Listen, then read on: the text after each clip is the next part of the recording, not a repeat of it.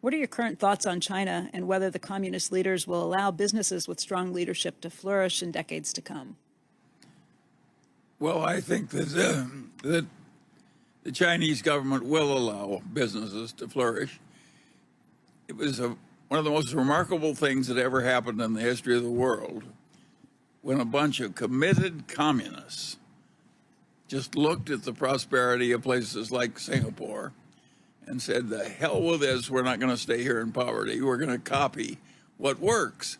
And they changed communism. They just accepted Adam Smith and added it to their communism. And said, now we have communism with Chinese characteristics, which is China with a free market with a bunch of billionaires and so forth. And they made that shift. They deserve a lot of credit. Warren and I are not quite as good at that as changing our minds in many cases. Yeah. And that was a remarkable change coming from such a place. And of course, it's worked like gangbusters. It had this enormous growth in the average income of the average Chinese. They've lifted 800 million people out of poverty fast. And there was never anything like it in the history of the world. So my hat is off to the Chinese. And I think they will continue to allow people to make money. They've learned it works. The Chinese, I loved what the guy said in the first place. I don't care whether the cat is black and white as long as it catches mice.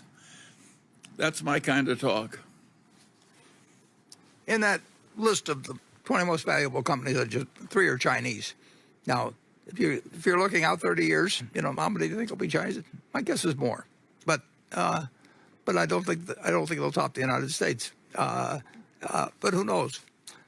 It's amazing what has been accomplished, and yeah, really amazing. And they found what works. I mean, there's nothing like finding something that works in order to sort of reinforce ideas over time, and we'll see what happens.